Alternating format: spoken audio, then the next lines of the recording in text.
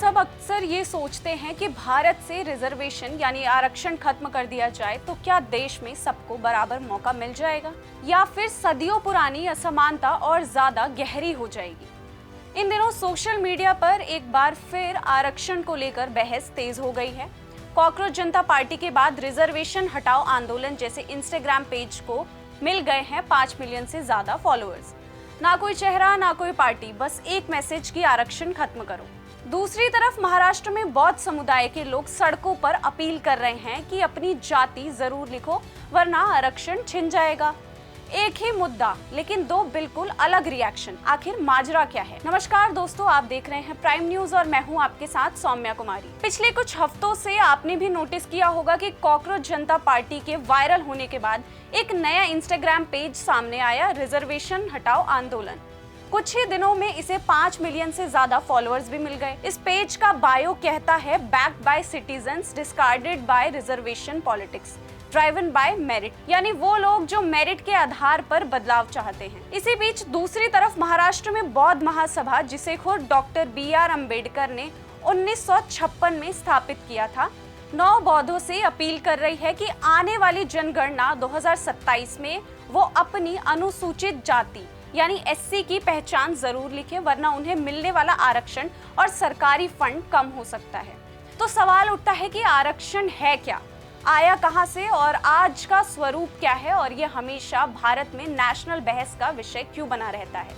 आज के वीडियो में हम यही समझेंगे पूरी रिसर्च के साथ, बिना किसी एक पक्ष का झंडा उठाए। आरक्षण का विचार अंबेडकर से पहले भी था। ज्योतिबा फूले और छत्रपति साहू महाराज जैसे समाज सुधारकों ने 19वीं से 20वीं सदी की शुरुआत में ही पिछड़े वर्गों को आगे बढ़ाने की कोशिश शुरू कर दी थी। 1902 में कोल्हापुर रियासत के राजा छत्रपति साहू महाराज ने पिछड़ी जातियों के लोगों को शिक्षा और सरकारी नौकरियों में मौका देने के लिए आरक्षण की व्यवस्था लागू की।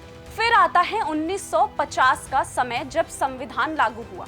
डॉक्टर BR अम्बेडकर, जो संविधान सभा की ड्राफ्टिंग कमेटी के चेयरमैन थे, उन्होंने संविधान में ऐसे प्रावधान शामिल किए जिनसे अनुसूचित जाति यानी SC और अनुसूचित जनजाति ST के लोगों को शिक्षा, नौकरी और विकास के अवसरों में विशेष मदद मिल सके। संविधान के अनुच्छेद 15 का क्लॉज 4, 16 का क्लॉज 4, आर्टिकल 46, आर्टिकल 335 और 341 से 42 में इन समुदाय के अधिकारों और आरक्षण का आधार तय किया गया।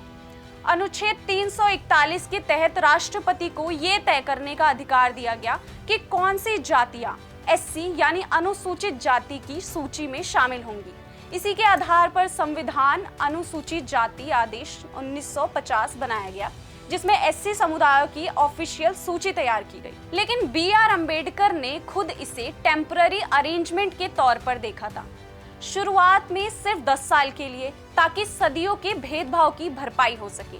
लेकिन हर 10 साल में संसद इसे बढ़ाती गई और आज तक ये जारी है। साल 1969 में बने VP मंडल कमीशन ने सामाजिक और एकेडमिक रूप से पिछड़े वर्गों यानी OBC को आरक्षण देने की सिफारिशें की थी। इन्हीं सिफारिशों के आधार पर VP सिंह सरकार ने 1990 में केंद्र सरकार की नौकरियों में OBC के लिए 27% आरक्षण लागू किया। इस फैसले के बाद देश भर में बड़े पैमाने पर विरोध प्रदर्शन हुए, खासकर सामान्य वर्ग के छात्रों में। वहीं दूसरी ओर समर्थकों ने इसे सामाजिक बराबरी की दिशा में जरूरी कदम बताया। 1990 में ही एक और महत्वपूर्ण बदलाव हुआ।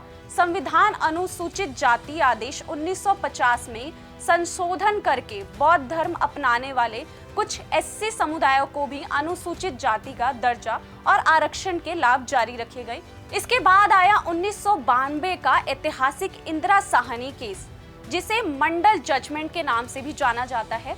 सुप्रीम कोर्ट की 9 जजों की बेंच ने OBC आरक्षण को सही ठहराया, लेकिन इसके साथ कुछ सीमाएं भी तय की। कोर्ट ने कहा कि सामान्य परिस्थितियों में कुछ आरक्षण 50% से ज्यादा नहीं होना चाहिए। इसी फैसले ने क्रीमी लेयर और नॉन क्रीमी लेयर का कॉन्सेप्ट भी दिया, यानी OBC में जो आर्थिक रूप से संपन्न परिवार हैं उन्हें आरक्षण का फायदा नहीं मिलेगा, ताकि इसका फायदा जरूरतमंद लोगों तक पहुंच सके। 2019 में आरक्षण व्यवस्था में एक नया चैप्टर जुड़ा, EWS आरक्षण।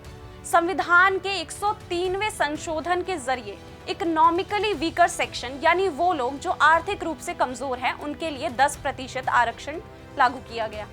ये पहली बार था कि जब आरक्षण का आधार सिर्फ जाति पर नहीं बल्कि स्थिति पर बनी। 2022 में सुप्रीम कोर्ट ने ईडब्ल्यूएस आरक्षण को सही बताया, जिसके बाद आरक्षण की कुल सीमा 50% से ऊपर चली गई और अभी आरक्षण करीब 59.5% तक पहुंच गया है। इसके बाद आया 1 अगस्त 2024 का सुप्रीम कोर्ट का अहम फैसला। सुप्रीम कोर्ट के 7 जजों की बेंच ने कहा कि राज्य सरकारें SC/ST समुदाय के अंदर भी उपवर्गीकरण यानी सब क्लासिफिकेशन लेकर आ सकती हैं। इसका उद्देश्य ये सुनिश्चित करना है कि आरक्षण का लाभ उन समुदायों तक भी पहुंचे जो SC/ST वर्ग के अंदर सबसे ज्यादा पिछड़े हुए हैं, ना सिर्फ उन ग्रुप तक जो पहले से कुछ बेहतर स्थिति में हैं। अब बात करते हैं कि केंद्र सरकार की नौकरियों और शिक्षा में किस कैटेगरी को कितना आरक्षण दिया गया है। शेड्यूल कास्ट को 15%, शेड्यूल ट्राइब को 7.5%, OBC को 27% और EWS को 10%, यानी कुल मिलाकर करीब 59.5% आरक्षण है इन सभी कैटेगरीज के लिए। राज्यों में इन आरक्षण का प्रतिशत अलग अलग है। जैसे महाराष्ट्र में फिलहाल SC को करीब 13% आरक्षण मिलता है और जैसा बौद्ध धर्म महासभा के अध्यक्ष भीमराव अंबेडकर कहते हैं, अगर जनगणना में SC आबादी सही तरीके से दर्ज हो तो ये बढ़कर 18 से 19% तक जा सकता है। कुछ राज्यों जैसे तमिलनाडु में कुल आरक्षण 69% तक है, जो सुप्रीम कोर्ट की 50% सीमा से कहीं ज्यादा है और ये 9वें शेड्यूल में डालकर कानूनी चुनौतियों से बचाया गया है। आखिरी जातिगत जनगणना 1931 में हुई थी। 2011 में SECC यानी सामाजिक आर्थिक जाति जनगणना हुई थी, लेकिन उसका पूरा डेटा कभी सार्वजनिक नहीं हुआ। अब जनगणना 2027 में जाति के आंकड़े शामिल करने का फैसला हुआ है। यही वजह है कि हर समुदाय अपनी संख्या ज्यादा दिखाने को लेकर सक्रिय हो गया है, क्योंकि आरक्षण और फंड सीधे आबादी के आंकड़ों से जुड़े हैं। एक तरफ वो लोग हैं जो मानते हैं कि आरक्षण अभी भी जरूरी है और उनका तर्क है कि सदियों की कास्ट बेस्ड डिस्क्रिमिनेशन को सिर्फ कानूनी बराबरी से खत्म नहीं किया जा सकता, जमीनी स्तर पर मौके देने पड़ेंगे और आज भी सरकारी नौकरियों, शिक्षा संस्थानों के साथ राजनीति में SC/ST OBC का रिप्रेजेंटेटिव खासकर ऊंचे पदों पर उनकी आबादी के हिसाब से कम है। अर्थशास्त्री भालचंद्र मुंगेतर जैसे एक्सपर्ट्स कहते हैं कि सही जनगणना डेटा से ये तय करना आसान होगा कि समुदाय को अब भी सबसे ज्यादा मदद चाहिए। वही भीमराव अंबेडकर जैसे नेताओं का कहना ये है कि ये सिर्फ जाति को स्वीकार करने का मामला नहीं है, बल्कि संवैधानिक भागीदारी और अधिकारों की सुरक्षा का मुद्दा है। और बौद्ध महासभा तो यहाँ तक कहती है कि अगर लोग धर्म परिवर्तन के बाद अपनी जाति पहचान लिखना बंद कर दे तो रिकॉर्ड में SC आबादी घट जाएगी, जिससे कल्याण फंड, शिक्षा योजनाएं और राजनीतिक आरक्षण सब प्रभावित होंगे। दूसरी तरफ वो लोग हैं जो मानते हैं कि आरक्षण कम या फिर खत्म होना चाहिए, क्योंकि इन लोगों का कहना है कि वो खुद को आरक्षण की राजनीति से नजरअंदाज महसूस करते हैं और मेरिट को आधार बनाना चाहते हैं।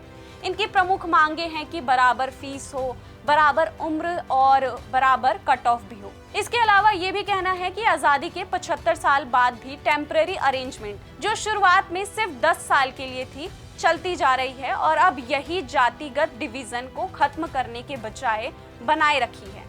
और आरक्षण का फायदा अक्सर उन्हीं परिवारों को बार बार मिलता है जो आर्थिक रूप से पहले से बेहतर स्थिति में आ चुके हैं।